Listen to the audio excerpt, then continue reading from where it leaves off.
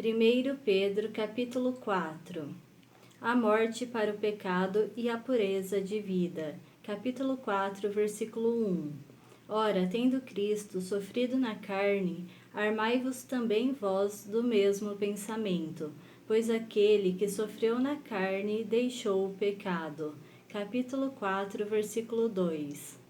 Para que, no tempo que vos resta na carne, já não vivais de acordo com as paixões dos homens, mas segundo a vontade de Deus. Capítulo 4, versículo 3.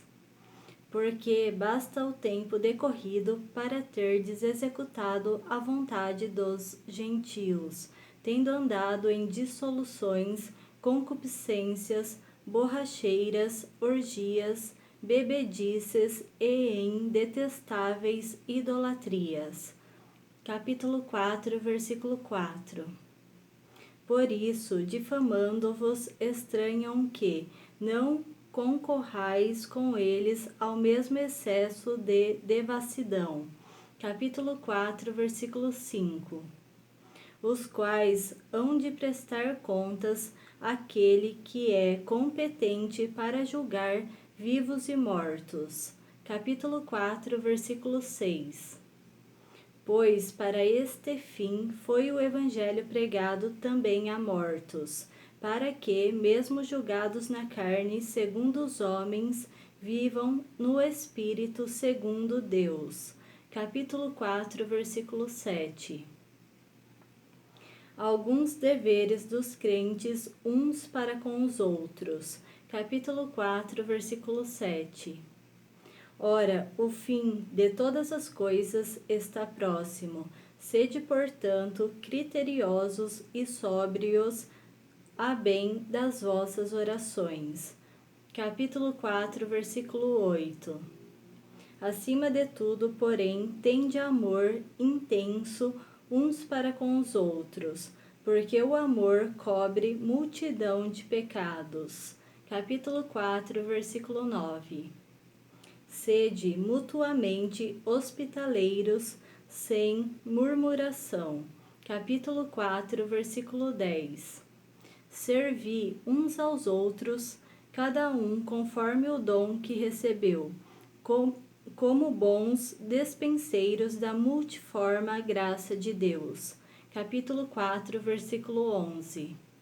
Se alguém fala, fale de acordo com os oráculos de Deus. Se alguém serve, faça-o na força que Deus supre, para que em todas as coisas seja Deus glorificado por meio de Jesus Cristo, a quem pertence a glória e o domínio pelos séculos dos séculos. Amém.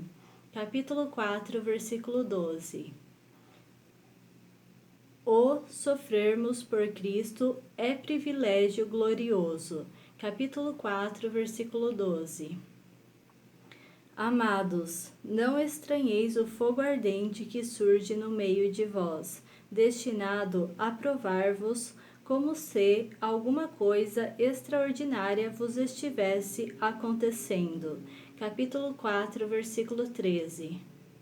Pelo contrário, alegrai-vos na medida em que sois coparticipantes dos sofrimentos de Cristo, para que também na revelação de sua glória vos alegreis exultando. Capítulo 4, versículo 14. Se, pelo nome de Cristo, sois injuriados, bem-aventurados sois, porque sobre vós repousa o Espírito da glória e de Deus. Capítulo 4, versículo 15. Não sofra, porém, nenhum de vós como assassino ou ladrão, ou malfeitor, ou como quem se intromete em negócios de outrem. Capítulo 4, versículo 16. Mas, se sofrer como cristão, não se envergonhe disso, antes glorifique a Deus com esse nome. Capítulo 4, versículo 17. Porque a ocasião de começar o juízo pela casa de Deus é chegada. Ora, se primeiro vem por nós, qual será o fim daqueles que não obedecem ao Evangelho de Deus? capítulo 4, versículo 18. E, se é com dificuldade que o justo é salvo, onde vai comparecer o ímpio, sim, o pecador? Capítulo 4, versículo 19. Por isso também os que sofrem segundo a vontade de Deus, encomendem a sua alma ao fiel Criador na prática do bem. Amém?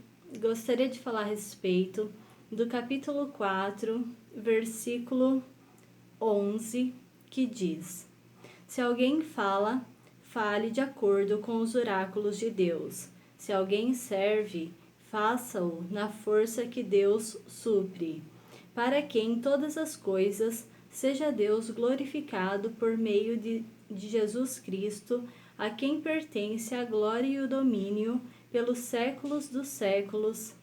Amém.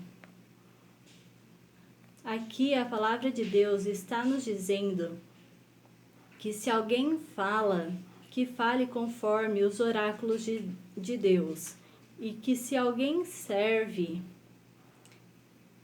faça-o com a força que Deus supre, para que em todas as coisas Deus seja glorificado por meio de Jesus Cristo, a quem pertence a glória,